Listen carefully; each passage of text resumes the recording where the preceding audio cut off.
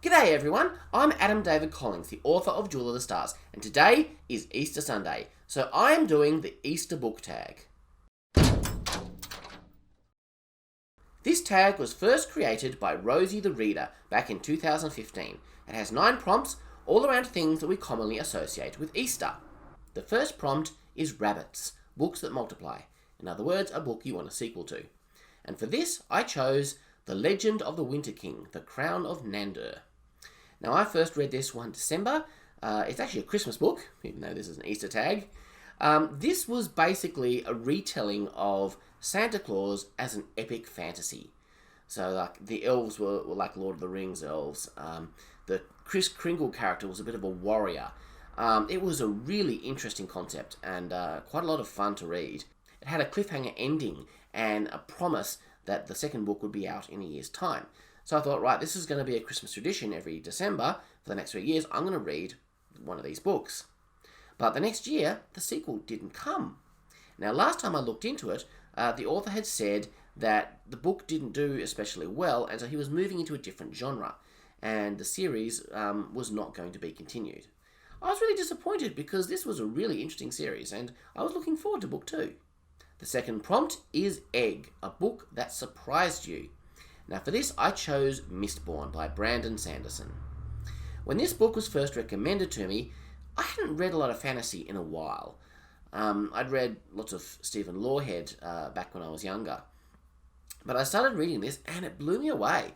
I realised just how much the fantasy genre had changed, and a lot of that due to Brandon Sanderson. It was the mix of the heist genre with fantasy, but also the magic system. Now, my concept of magic was like wizards with long beards, but the people in this book were more like superheroes. It was amazing just what fantasy had become and how it could be different than what I thought it was. Yeah, so it surprised me, and it turned me into a lifelong Sanderson fan within a few chapters. The next prompt is Hunt, a book that was hard for you to get your hands on. And for this, I chose Star Trek, The Eugenics Wars, The Rise and Fall of Khan Noonien Singh, Volume 2. Now, I read the first of these books back in the 90s, and I always intended to get my hands on the second one, but for whatever reason, it didn't kind of happen. Years went by, and I found the first book while sorting out my garage. I thought, I really should go back and read the second of that. But by this point, the paper book was out of print. It wasn't available as a Kindle book. I just couldn't get my hands on it. Eventually, my wife found this copy on Abe Books. It's an old library book. So we were able to buy that, and I was able to finish the story. If you're familiar at all with Star Trek, you'll know that Khan is an iconic villain of Star Trek. And he was said to have ruled the world during the eugenics wars that happened during the 1990s. This was written in the 60s. By the time we got to the 90s, of course, there was a problem because these eugenics wars hadn't happened. Now, this book is an attempt to use the secret history genre to explain that. The conceit being, well, actually, the eugenics wars did happen in the 90s, but we didn't call them that, and it was this kind of cloak and dagger, behind-the-scenes kind of war. Really interesting concept, and quite a fun read. The next prompt is Lambs, a children's book you still enjoy. Now, for this, I have chosen The Magician's Nephew. I mean, this could work for pretty much the whole of the Chronicles of Narnia by C.S. Lewis. This is the one that I could get my hands on, and it is one of my favourites. It tells the story of the creation of Narnia, and it's got some really interesting fantasy concepts in it, where, there's this void between worlds, and, the pools, where you jump into a pool and it takes you to a different world.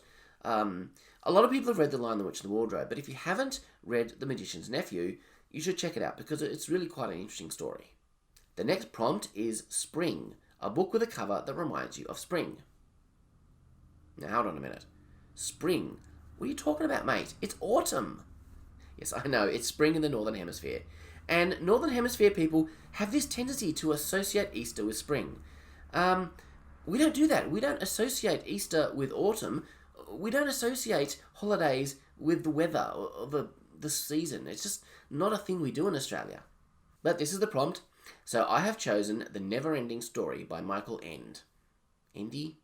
Not sure. He's German. I don't know how to pronounce that. This is not the cover that I had when I read this book, but this cover reminded me of spring when I saw it, so I chose it. And we've all seen and loved the movie. We've all got a lot of nostalgia for it. We all got goosebumps when Dustin and his girlfriend sang the song in Stranger Things. But I read this book after I'd seen the movie, and it had so much more richness and depth and world building in it, and I really enjoyed the book. The movie actually only covers the first half of the book. The second half of the book is covered by The Neverending Story 2, which was a much less successful movie. But yeah, if you've only seen the movie, I would highly recommend the book. Give it a read. It's a great story.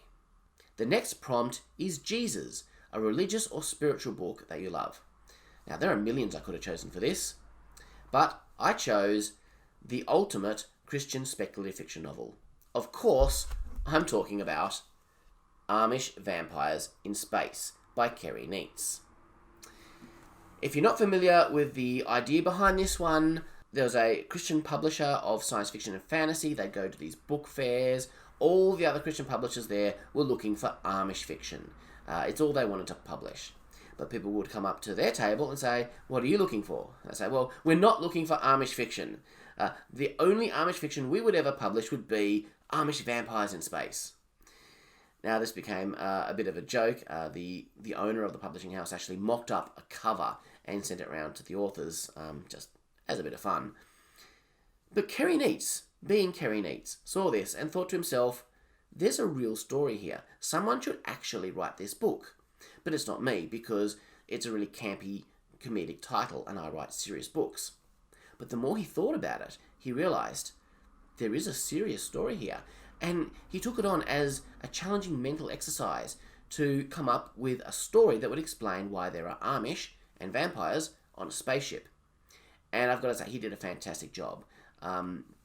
It's a great read. It's a very serious, straight-laced science fiction book. I'm actually reading the third book of the series right now, Amish Werewolves of Space.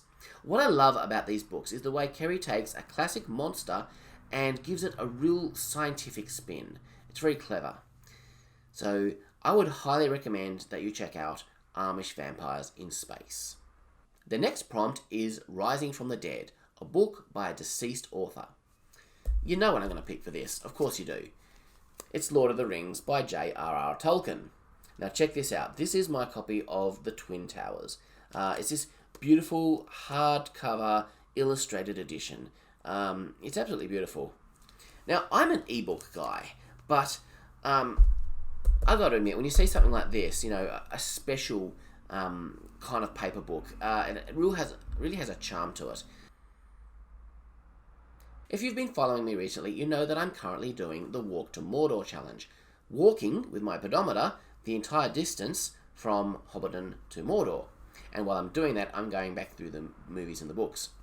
I'm currently going through The Fellowship of the Ring, but I'm really looking forward to, when I get to the Two Towers, being able to go through this really nice illustrated version. I picked that up at a second-hand bookshop in Campbelltown. I was really excited to see it, and I just had to buy it. The next prompt is Baskets, a book that is in your Amazon cart or wishlist right now. For this, I chose Space Murder. So I came across this book recently. I haven't read it yet, but as soon as I became aware of it, I put it straight on my Goodreads to-read list. I will be planning to buy it sometime soon. But this is a genre mashup of cozy mystery and science fiction. A cozy mystery on a spaceship. What could be better than that? Mystery is a genre that I think is interesting because you can blend it with almost any other genre. And usually when you do, what you end up with is something even better. I remember back in the day, there was a TV show called Cadfael, which was a cozy mystery set in the Middle Ages. The detective was an old monk who had previously been a soldier in the Crusades, and he would solve all the murders. Just really interesting stuff. So this looks like a lot of fun, and I'm looking forward to reading it. The final prompt is Candy, a book that is sweet.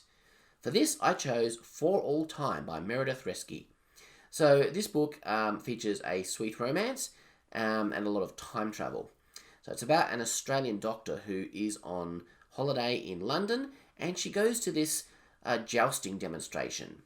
Now, through unexpected events, she and one of the performers are thrust back through time into the Middle Ages and have to find a way to live and survive back there. Over the course of the story, they fall in love and they get married. It's a really interesting story. Very very fish out of water concept. You know, we really romanticize historical times like the Middle Ages, but when you stop and really think what it would have been like to live in those times, it's actually kind of scary. Now, this character is a doctor, and she's seeing women dying in childbirth, and she's thinking, I could perform a cesarean, I could save their lives, but if I did, they'd burn me at the stake as a witch.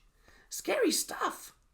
So if you like history, there's a lot to enjoy in this book, but it does have a sweet romance in it, which is why I chose it for this category. And the time travel is not just as an excuse to get them into a historical period. It does play into the plot. It actually does play quite an important part in the resolution of their relationship as well. So yeah, if you're looking for a time travel story with some sweet romance, I definitely recommend For All Time by Meredith Reski. So those are my picks for the Easter book tag. I hope you found some books that interest you, that you might want to have a look at. I want to wish you a very happy Easter. Have a great time. Have a nice rest. Don't forget to wash your hands, all that kind of stuff. God bless. Catch you next time.